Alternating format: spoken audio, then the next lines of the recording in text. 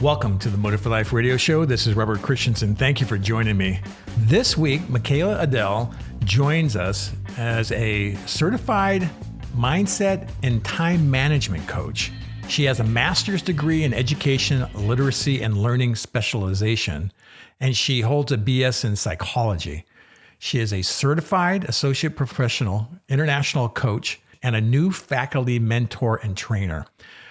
Makeala grew up as a military brat on military bases and learned at a very early age how to be flexible and adapt to new environments to maintain stability while keeping this open, positive mindset.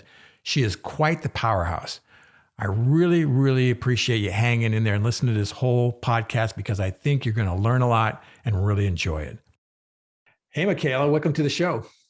Thank you. Thanks for having me. I'm super excited. Yeah, you're welcome. Thanks for being on the show.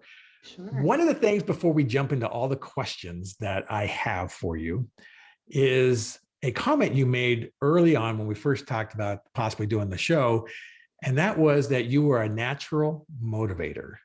And most people don't say that. They are not, they just don't say, hey, I naturally get up and I'm motivated and stuff like that.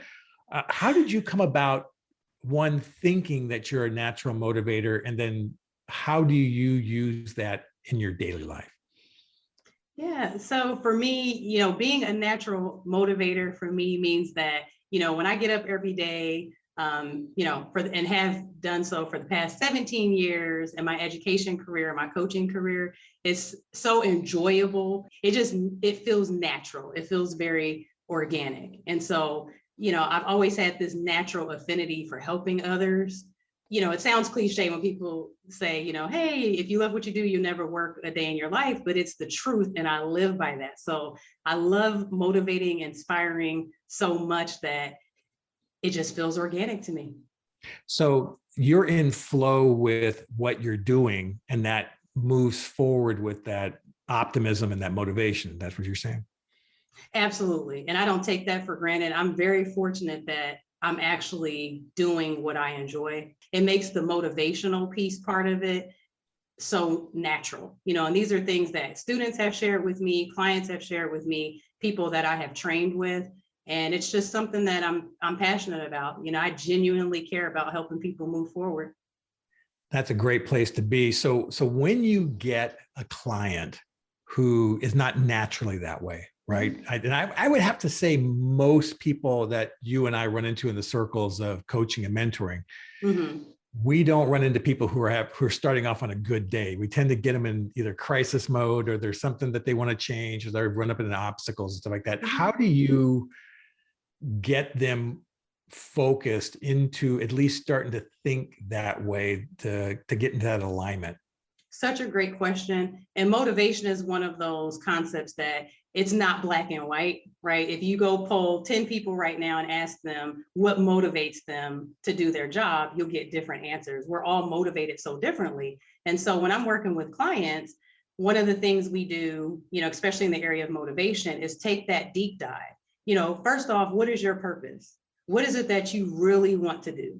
If you could wake up every day and do this thing, what would that look like? So really let me interrupt right there. This is a great thread to pull, okay? Because this is exactly what I was hoping for. Most folks would say, I don't know. I don't know what it is. Or they feel that they may say, I'm making a mistake chasing after them. What if I'm wrong?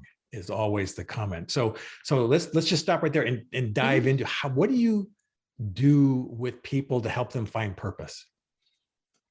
So, one of the things you mentioned was somebody not really understanding that, saying, I don't know where to start. And that's fair. I didn't just get here. As much as I love what I do, I certainly had times where I questioned, and so question things. And so when I work with clients, we look at whether or not they're just kind of putting it in a general form. Of course, it's very specific to each individual, but taking a look at those limiting beliefs too, and challenging them. So what are some beliefs that you have that have brought you to this place, right? Because chances are you didn't just get here.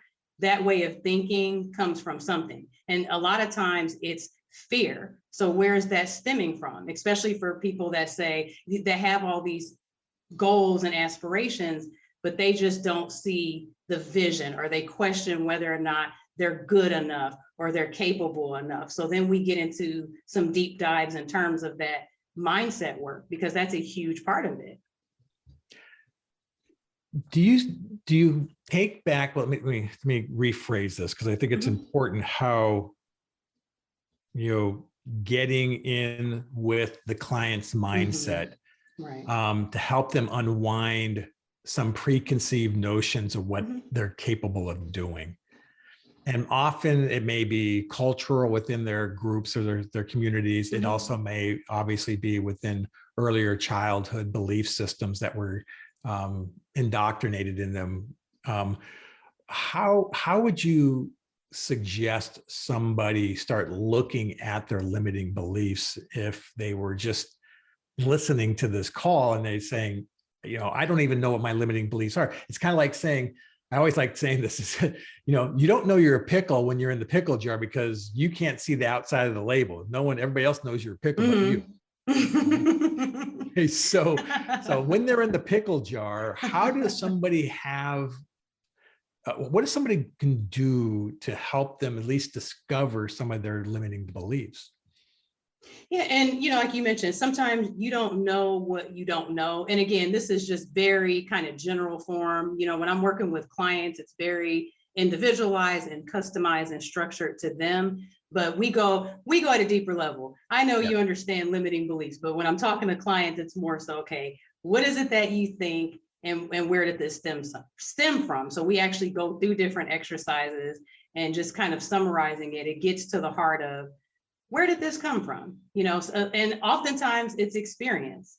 Like I've worked with women who are dealing with self-esteem issues. And, one client in particular comes to mind. It was because of a relationship, a really bad divorce that she had gone through. And she realized, what, my self-esteem has been shaken because of that. And so that created quite a bit of fear and beliefs that she had about herself that she realized was holding her back in other relationships and other endeavors in general. And so as we began to work together and sort of unpack that, she realized that's where it was coming from, that relationship. And so it was a rebuilding process from there, rebuilding those internal conversations that we have with ourselves, being able to replace them and look at, what, I've done a lot that very well. There's so much that I've done well. And so let me figure out how to capitalize on that.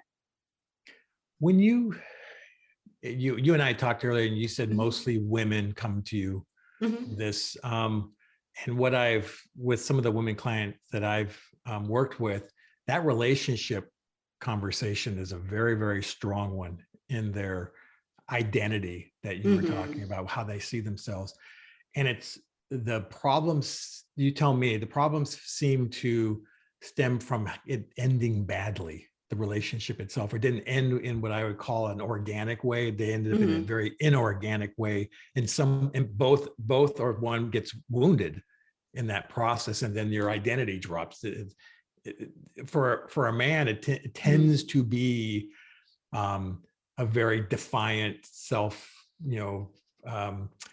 I'm better than this conversation type of thing in their head, which is a lot of BS, right? And it's okay. And I don't know how that manifests for a woman, but what you were saying here is that when our relationships end or transition, it so redefines how we see ourselves.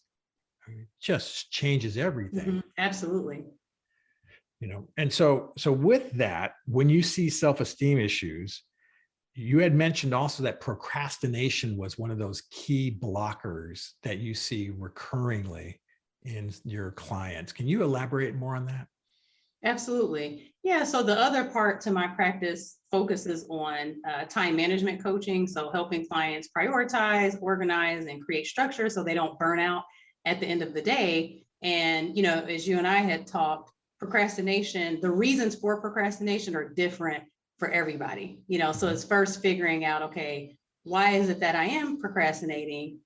Let me start there and figure that out. Then I can begin to execute, create meaning from what the task that I have to accomplish, and therefore be able to not only accomplish them, but understand the meaning behind it too, because sometimes people procrastinate because they haven't associated that meaning. I've especially noticed that working with college students. It's okay, well, what does that mean to me? So let's put it to some meaning. What are the benefits of it? So yes, it's just identifying why it is that you're procrastinating. So is the procrastination in that, let's take the college students. That's really fascinating to me, that the college students haven't associated a result or an outcome with the procrastination? So I'll make it really specific. So when it comes to certain classes, for example, certain classes that they have to take as part of their program, and even other tasks that they have to set out to accomplish, they know that it's important, but if they don't really love it, there's that tendency to procrastinate. Okay, I don't really like this. I'm not really enjoying this. I know it's important. Let me figure out how to attach the meaning behind it. What are the benefits? So even something as basic as laundry, we'll take it away from education specifically. Laundry, for those of us that hate doing laundry, we may procrastinate. But if we attach that meaning to it, well, what are the benefits? And sometimes it's in the simplicity that we're able to move forward. And especially when it comes to procrastination, we have to be that basic and say, all right, I'm procrastinating, washing clothes or doing dishes. Let me define the meaning behind it, how it's going to benefit me. A great meme I just saw today about laundry. You're funny. That one up. It's a great one. It said 20 to 25 minutes for washing the clothes, 40 to 45 minutes for drying, 5 to 7 business days for putting the clothes away. Right? That's good. Yeah, they sit in the basket waiting there to be folded up and eventually get. It's so funny the time it takes for them then to find their way back to where they belong. Right, that's the way it is at our house. It's so funny. And so your education is in psychology, right? Yes, my bachelor's is in psychology and my master's is in education, literacy and learning. And what was the master's in education? Was there a specific discipline in that area? The specialization was literacy and learning. So reading and writing in the content area, study skills. Oh, well, that would definitely go right up in how to time management and usage. Right? Yes, you're built for this stuff. Well, thank you. I love it. Okay, so personally, do you keep electronic organizers on your phone? Are you very structured by a calendar? Tell us about your life, your life on your structure. Yes, so I am. I'm very organized. I do keep my calendars and lists. I have to. I would be all over the place. Being in higher education and being a coach, but I'm also very, very flexible too. So I'm not that person that's not adaptable, wherein if something changes in my day, I'm just completely thrown. I anticipate and expect to have to be adaptable, especially in my line of work. But where I can control it, I do my part to be organized and stay on track. So I'm going to give you a scenario where so my wife is very much like you, right? So she is an organizer, right? She's a planner and organizer, right? And I often get accused of not planning enough. Okay. So, right. So anyway, but I like impromptu things. Hey, let's go to a movie or let's go do something. Let's go to the beach or something like that. And if I don't give her enough lead time, she ain't going for it, right? So because she's already planned her day out and stuff like that. Sure. And so where do you fall into? How much lead time do you need if someone says, hey, like a girlfriend says, hey, let's go do something? How's that work for you? What's that lead time look like? See, I'm very spontaneous in my personal life. I'm spontaneous in my work life too, but because of what I do, there has to be that structure, right? I have to practice what I preach if I'm going to be effective. But as far as my personal life and having fun, I'm very much spontaneous and impromptu. I will plan, but I love for someone to just say, hey, Makeala, let's go here. You know what? I'm not doing anything. Let's make that happen. So I'm totally fine with that. Yeah. Okay. All right. Well, that's good because it's so interesting because I talk to so many people and their preferences, like the MBTI stuff, when you go through all your preferences like that, and the preferences people choose to take are really interesting. So another question for you, if I'm jogging now down the Myers-Briggs lane right here. Yeah, okay, go for it. Is your idea of a a great party, a party with 5 to 8 people, or a party with 25 to 50 people? Great question. And guess what? The answer is both. Because yes, I can't pick. It just depends. I've had really fun small gatherings of 5 people, like you said, and had a great time. But I also, pre-COVID, I'm also very comfortable and enjoy, having a larger amount of people as well. Oh, wow. So I struggle in the 5 to 7 range. Personally, I really do. Mm-hmm. Put me in a big crowd. Love it. Love it. Love it. Like I'll go to Costco just to wander around, just to look at people, right? Because I love people, which is really interesting because I go to airports. I mean, if they're really packed and stuff like that, I just kind of roll with it. I flow with the whole thing. So it's an odd aspect of my character. And so that was one that I was very curious about with that. And so when you got your certification in coaching, and you started moving that direction and professionally started to establish yourself, how did you start structuring your first set of clients? How did you learn and elevating your skill sets with these folks? What did you do? I had two in particular, two really, really great coaches early on who helped me understand how to create that structure. Because, in my coaching program, they did a phenomenal job of teaching me how to be a coach and gave some really great foundational information in terms of starting the business. But I definitely needed more of that. So I had 2 really great coaches who helped me figure out how to package, how to, monetize my time. And so I think it's important to have mentors as you're going through life and you're trying to reach different levels. And so for me, that was an extremely invaluable process. What is your preferred model for packaging and charging a client? How does that look? Definitely packaging, and just kind of going back to the question you had just posed. When I started off, I was charging per session. Not a good setup. To each their own. I know some coaches that still do that and it works out well, but what I found is that it was just not good value for not only me as the business owner, but as the client, right? Because they're less committed versus packaging. You're in there, you're committed for the long haul, so to speak. And so that worked better from a business end and for the client as well, because they knew, hey, I have this many sessions in the package. I have this amount of resources. I know that I'm going to be meeting with Makeala every couple of weeks. And so it was just a much better structure and setup, especially for accountability purposes. When it came to the end of a package and the transition into what I call like act 2 or season 2 or whatever that is, or they're going on to the next one, how do you frame it up for them? I know it's based on each person's where they're going. Are there times when you say, hey, this is good, we've done what we set out to do and that's fine, but what percentage of your clients are extending those packages out for longer terms?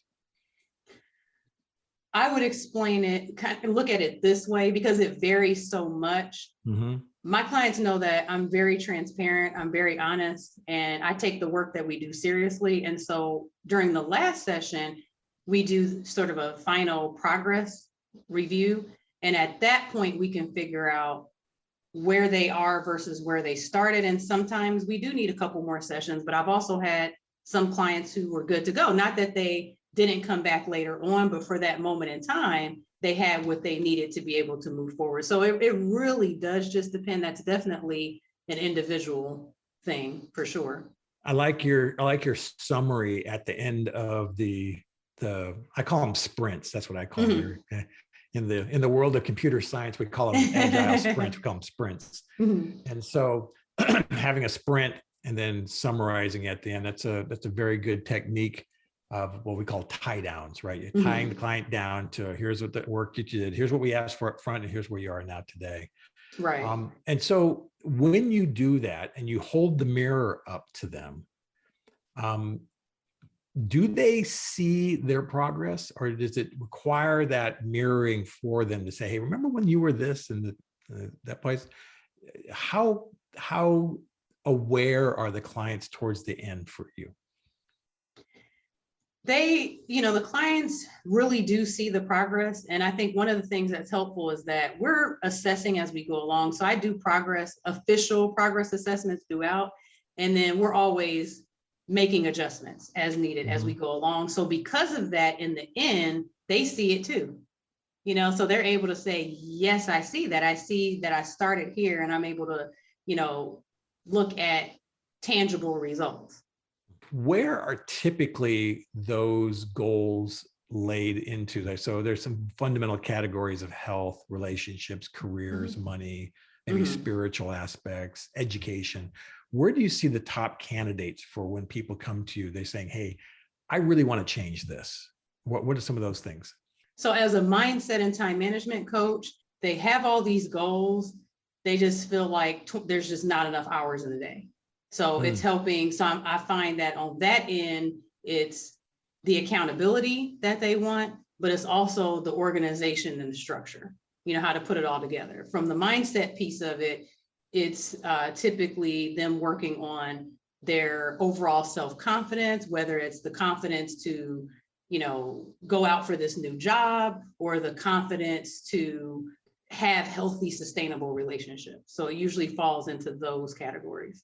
And when you look at building relationships while having that mindset, time management piece, is it around the organization, how I spend my time with like family members or children, that type of thing, to give them that sense of stability or practice? Is that what you're referring to?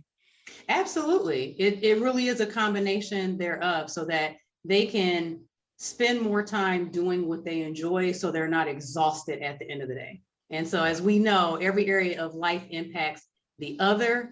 So that's what we're looking at. We're looking at, their personal and their professional life. One of the things that I've found really interesting with your story is that we were talking about some very influential people in your life that help shape that mindset you have today. Specifically, some grandparents in your life that were very, very important. Can you just tell us a little bit about them? So my paternal grandfather, Granddad Britton, who passed away a few years ago, I don't think I ever saw that man without a smile on his face. I don't remember. And I'm 39 years old. And like I said, he passed away a few years ago. His spirit, his demeanor, you wouldn't be around my grandfather and not have a good time. It was just virtually impossible. By far, one of the nicest people I have ever known in my entire life. Now, I'm told from my dad, yes, he was nice, but make no mistake. Make no mistake, right? Yeah, make no mistake. He definitely got his point across. But, it was just that. It was his positive mindset and the way that he treated people. I really mirrored that, and the way that people respected him. He was just that guy. And so what were some of his tenets for living life? My father and I were just talking about this not too long ago. One of the things he told my dad was that you want to be very careful how you treat people. When you're gone, people should miss you. He said, if you're gone and people are glad you're gone, that's a problem. That is, and that's deep. Like that's a problem. If everybody, you definitely have those that will speak ill of you anyway. But he just meant as a whole, if you've lived your life treating people well, right? Essentially, when you're gone, you'll feel missed. People will feel that. So that was something that he was very big on, just treating people well. The golden rule. Exactly. Yeah. It sounds obvious, but he was one of those people that actually lived that. And it shows. Yeah, there are, I go back to some of the tenets of the practice that we have here at Motive for Life, and that is worthiness. And when you feel a higher sense of your own worthiness, you feel a higher sense of others' worthiness. Absolutely. And that golden rule just comes shooting straight through. Because we're all connected. Right. as I think about you, I think about myself. Yeah. And so, okay. So we talked about the grandfather. What influential women? Definitely my mother, my sweet little mother. Why? She is, to me, she's everything that not only a human being, but a woman should be. Like that, she is somebody who loves having children. She has that nurturing spirit, and you feel that, even at this age. It's so funny. It doesn't matter how old we get. Even at 39, my mother, when I was teaching night classes, she would say, okay, text me when you get in. And it makes me giggle, but it also warms my heart. I'm like, okay, Mom. But I bet you I did that, even as the girl. Little girl. Right?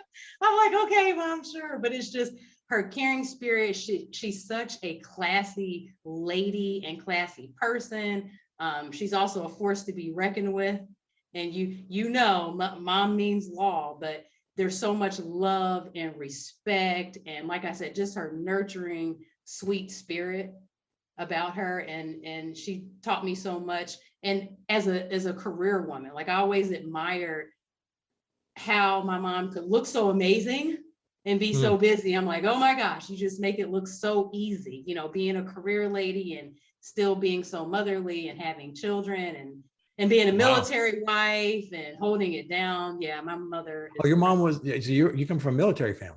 My first job, by the way, was working at the officers club on the base.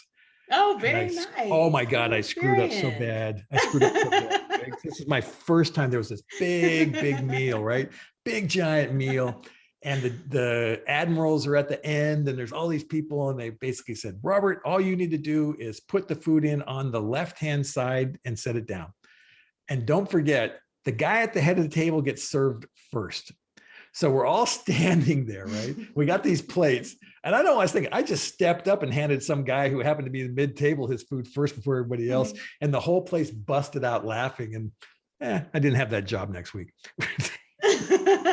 But it worked out. Look, great learning experience. It worked out. Yeah. Well, what it was is I wasn't mindful. I was 16 years old. I wasn't mindful. I wasn't listening to what I was supposed to be doing, stuff like that. So, Makeala, I wanted to ask you, is there anything that you want to say to future clients or those that are going to come your way and stuff like that, that you would like to impart with them before we exit this interview?